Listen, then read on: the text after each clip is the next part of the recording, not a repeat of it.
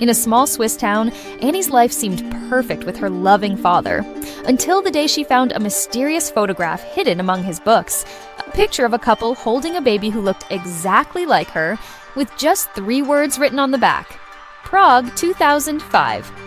When a wealthy stranger offers Annie and her dad a new life in Prague, she sees it as destiny calling, a chance to uncover the truth about her birth parents. But what she finds in Prague will challenge everything she thought she knew about family, love, and what it truly means to belong. Welcome to Tales Revealed. Let's get started. Hi, I'm Annie from a small town in Switzerland.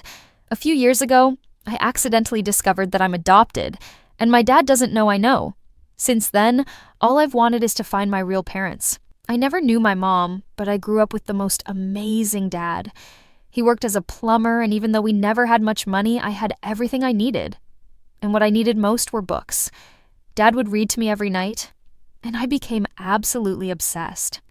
When I joined school and discovered the library, I felt like I'd gone to heaven. I always preferred my friends from stories over real people. One day in 6th grade, I needed to use the dictionary, so I went to Dad's room and climbed a stool to take it down from the shelf. Just then, the stool under me wobbled, and I went crashing to the floor with some books. As I started picking everything up, I saw something that left me completely shocked. It was a picture of a couple holding a baby, and the woman looked exactly like me. She had to be my mom, and the man next to her was my real dad. I turned the picture over, and all it said was, Prague 2005. That was my birth year.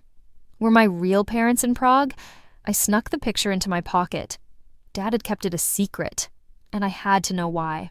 I was waiting to confront Dad that evening, but he didn't come home. Hours passed, and he wouldn't even pick up his phone.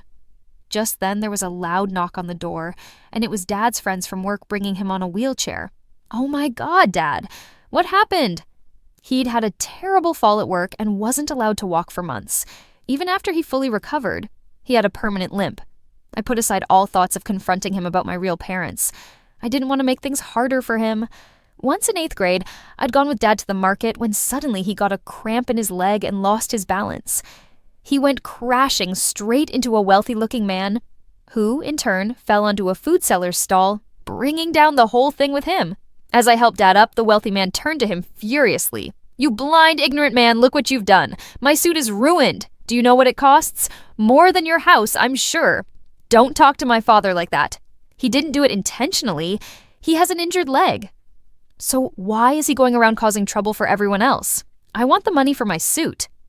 You may have all the wealth in the world, sir, but you certainly don't have any compassion.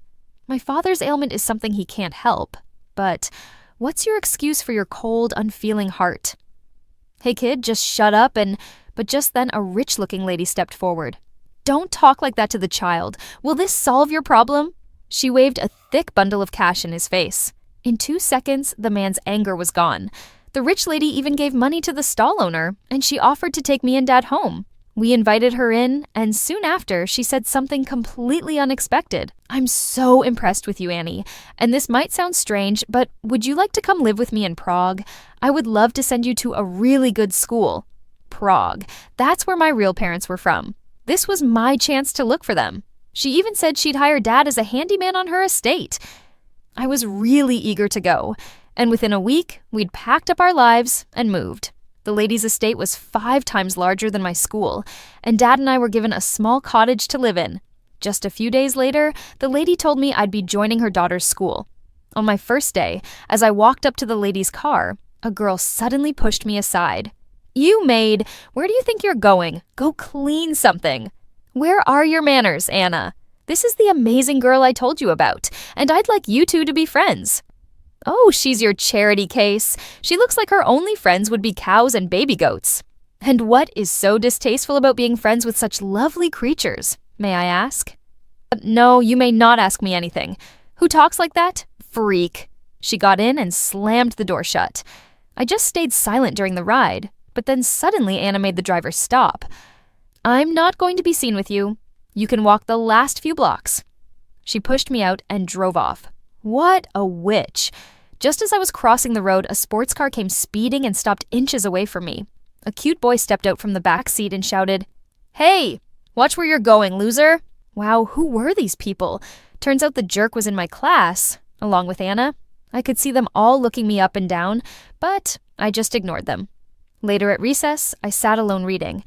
The boy took a seat at my table with his friends behind him.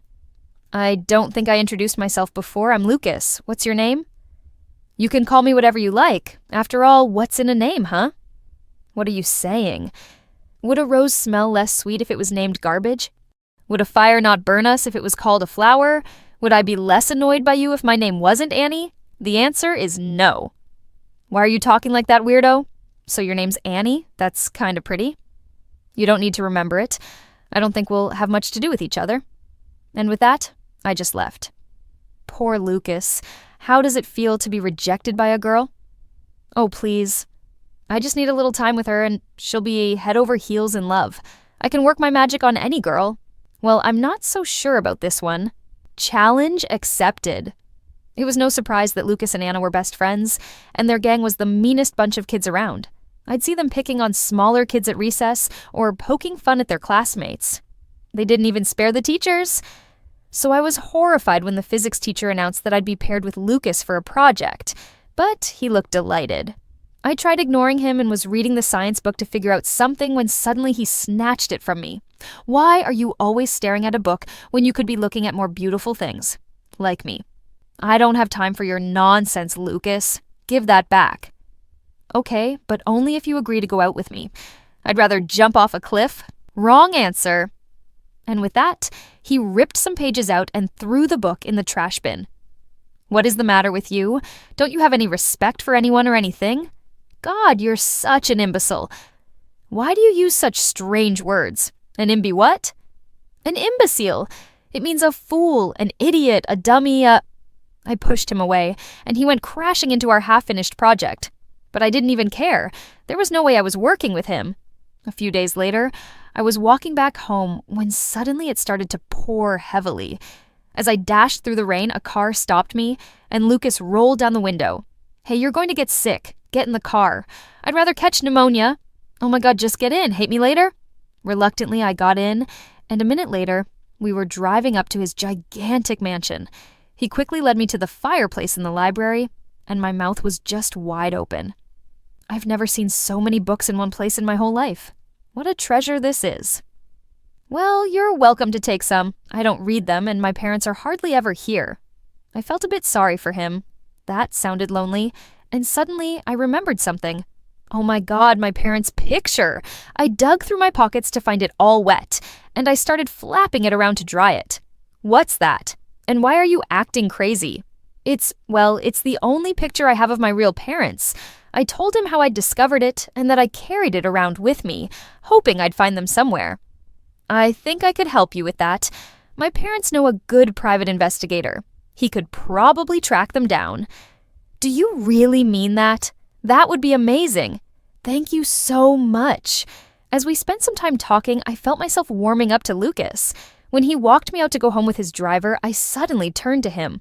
Lucas, why do you act that way in school? What do you mean?